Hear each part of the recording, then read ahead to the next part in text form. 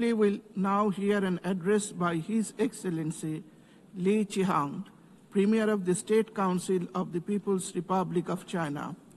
I request protocol to escort His Excellency and invite him to address the Assembly.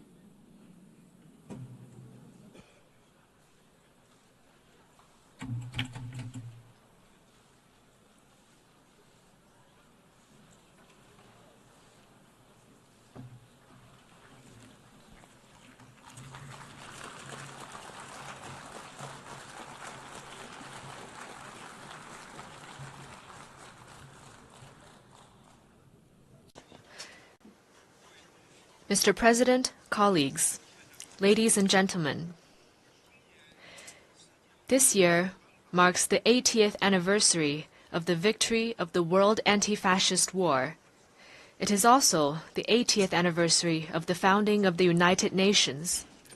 80 years ago, fascism was defeated in fearless battles by countless heroic men and women around the world.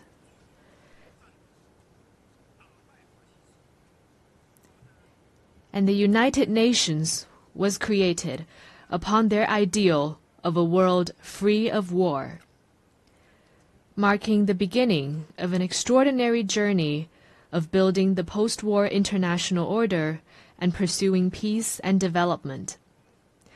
The past 80 years have been tortuous but purposeful. Today, the UN is the world's most universal, representative, and authoritative intergovernmental organization. With an international system centered around the UN and an international order based on international law, human society has realized overall peace and achieved unprecedented levels of development and prosperity. The past 80 years have witnessed tectonic changes in our world. Straddling 2 centuries, this period saw human society leapfrog from the age of electricity and computers into a digital intelligence era. While the world we live in has changed enormously, the ideal of making it a better place remains unchanged. Looking back, we can draw a number of valuable inspirations. First, peace and development are the strongest aspiration shared by the people of all countries. Having gone through 2 world wars, we must never forget the bitter lessons learned through bloodshed and loss of lives. For 80 years, a generally peaceful international environment has led to remarkable growth in the global economy. Today, as the desire for peace and development grows even stronger around the world, it is incumbent upon our generation to further strengthen the force for peace and development. Second, solidarity and cooperation are the most powerful drivers for human progress. In the ferocious years of the World Anti-Fascist War, countries with different social systems, histories, and cultures rose above their differences, fought side by side, and prevailed together. In the 80 years that followed, they weathered a succession of vicissitudes, such as the Cold War standoff, financial crises, and global pandemics, by staying connected and working together. All this proves a simple yet powerful point. Solidarity lifts everyone up, while division drags all down. The road ahead might be hard and bumpy, but when all countries unite as one and collaborate in good faith, our strengths will converge into a mighty force with which we can withstand any headwind and cross any hurdle. Third, fairness and justice are the most important values pursued by the international community. History keeps reminding us that when might dictates right, the world risks division and regression. Should the era of the law of the jungle return, and the weak be left as a prey to the strong, human society would face even more bloodshed and brutality. As members of the global family, we must uphold justice while pursuing our own interests. This is particularly true for the major countries. Only when all countries, big or small, are treated as equals and true multilateralism is practiced, can the rights and interests of all parties be better protected. At present, the world has entered a new period of turbulence and transformation. Unilateralism and Cold War mentality are resurfacing.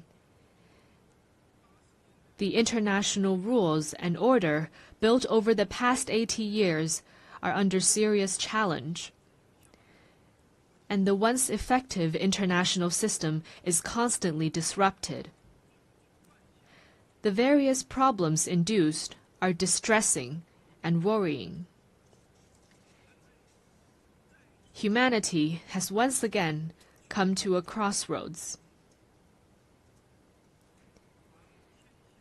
Anyone who cares about the state of affairs in the world would want to ask, why couldn't we humans, having emerged from tribulations, adopt a greater sense of conscience and rationality, and treat each other with kindness and coexist in peace?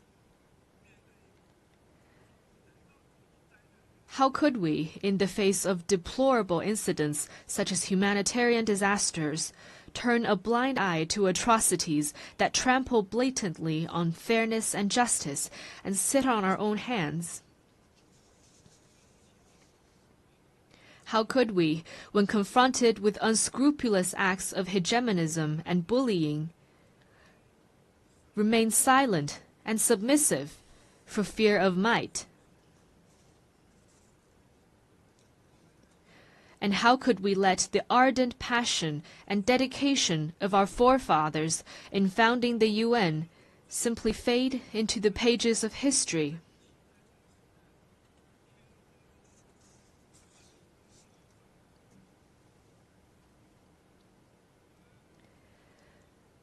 We Chinese people often say, "Never forget why you started, and you can accomplish your mission." Arriving at the UN headquarters this time, I saw over 190 national flags lined up in front of the building and fluttering in the breeze. I saw the sculptures, "Let us beat swords into plowshares," and "Non-violence," with their time-tested message ever so loud.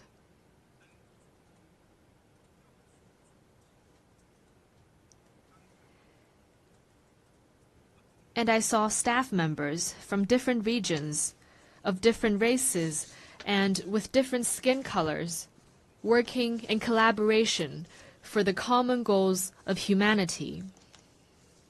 What I saw got me thinking. Those people, objects, and scenes that embody peace, progress, and development are exactly why we choose to commemorate victory. They are also what inspires us to forge ahead, hand in hand. While we may not be able to go back in time and relive the victory, we can definitely create a better future together.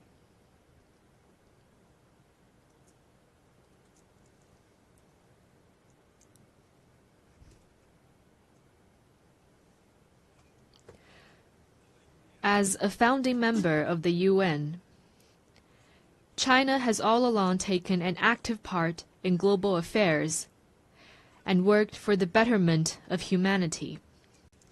Over the years, President Xi Jinping has put forward the vision of building a community with a shared future for humanity, the Global Development Initiative, the Global Security Initiative, the Global Civilization Initiative, and the Global Governance Initiative, sharing China's wisdom and solution for navigating global transformations and overcoming pressing challenges. In particular, the Global Governance Initiative, proposed at the Shanghai Cooperation Organization Tianjin Summit at the beginning of this month, underscores the principles of adhering to sovereign equality, abiding by international rule of law, practicing multilateralism, advocating the people-centered approach, and focusing on taking real actions. It points the right direction and provides an important pathway for building a more just and equitable global governance system.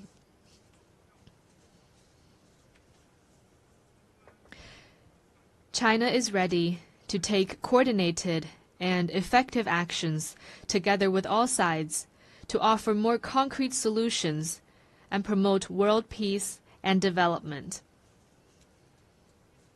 First, amid the volatility and turbulence in the world, we must work together for peace and shared security. All countries belong to the same global village and rely on each other for security. We should uphold the vision of common, comprehensive, cooperative, and sustainable security, and respect the legitimate security concerns of all countries. We should settle differences and disputes peacefully through dialogue and consultation. Persisting in camp-based confrontation or willful resort to force only drives peace further away. China has all along acted as a staunch defender of world peace and security. China is the second largest contributor to UN peacekeeping budget and the largest provider of peacekeepers among the permanent members of the Security Council. China has been working actively to promote peace. 劝和促谈，中国将继续为推动政治解决热点。 China will continue to play a constructive role in promoting the political settlement of hotspot issues. Second, amid sluggish global growth, we must reinvigorate cooperation and pursue win-win results.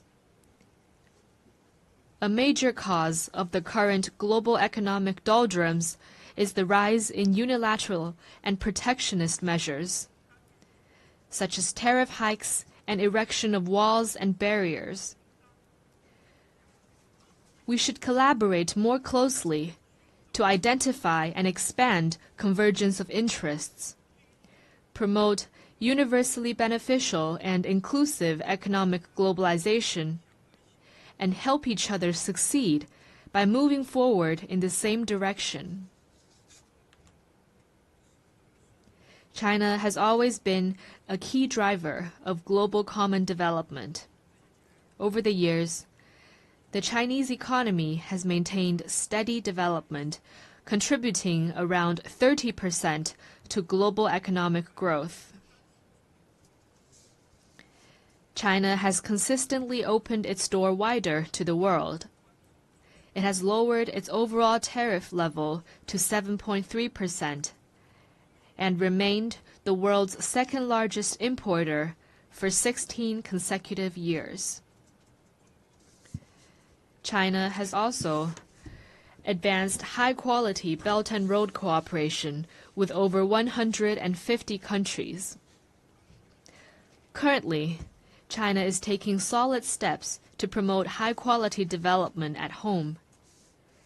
with a focus on expanding domestic demand. China has the confidence and capability to keep its economy on an upward trajectory and continue to provide important support for global economic growth. Third, amid dynamic interactions among civilizations, we must champion dialogue and mutual enlightenment. Every civilization has its unique value and heritage, and deserves acknowledgement and respect. Obsession with so-called civilizational superiority or ideology-based circles only breeds more division and confrontation. Adopting an inclusive attitude and engaging in exchange and mutual learning is a sure way to build more consensus and collective strength. China has all along engaged in active civilizational exchange and mutual learning. Over the next 5 years, China will carry out 50 development cooperation programs in the field of culture and civilization for fellow developing countries, and host 200 thematic training and seminar programs, contributing its part to inter-civilizational dialogue and the progress of civilizations. Fourth, amid emerging challenges, we must respond with concrete efforts and protect our shared home. Climate change is a major challenge confronting all of us. We should uphold the principle of common but differentiated responsibilities, promote the effective implementation of the Paris Agreement, and enhance international collaboration on the green economy. In recent years, technologies such as artificial intelligence, network communications, and biomanufacturing have advanced rapidly.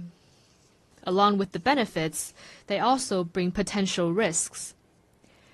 We should adhere to the principles of people-centered development, technology for good, and equitable benefits, improve relevant governance rules at a faster pace, and strengthen global governance cooperation, so that technological progress could bring real benefits to humanity in a better way. China has always been a responsible stakeholder in addressing global challenges.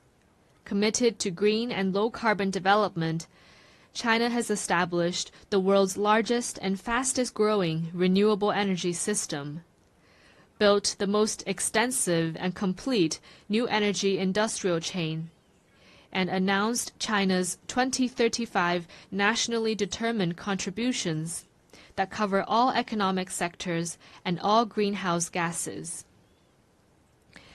China has proposed the Global AI Governance Initiative and advocated the establishment of a World AI Cooperation Organization.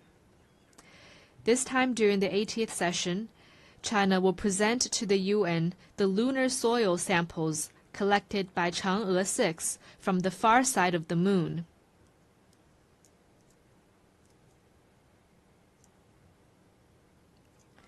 Going forward, China will take more proactive actions and work with all parties to advance global governance in relevant areas. Colleagues, China stands ready to work with all members to uphold the standing and authority of the UN, safeguard the purposes and principles of the UN Charter, support UN reforms to improve its efficiency and capacity to fulfill its mandate, and advocate greater representation and voice of developing countries. China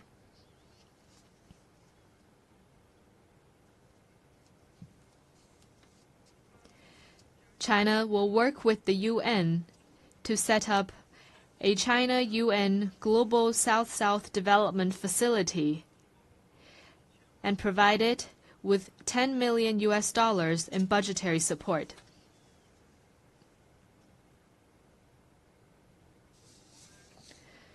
China will also partner with the United Nations Development Program to establish a global center for sustainable development in Shanghai to accelerate the implementation of the UN 2030 Agenda for Sustainable Development.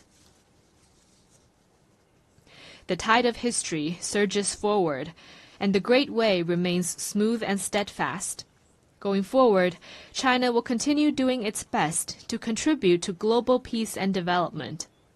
China hopes to work with the rest of the world to uphold the ideals of the UN, carry forward the spirit of multilateralism, actively implement the 4 major global initiatives, advance toward the lofty goal of building a community with a shared future for humanity, and make our world a more harmonious and beautiful place.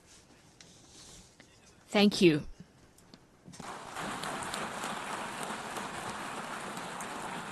On behalf of the Assembly, I wish to thank the Premier of the State Council of the People's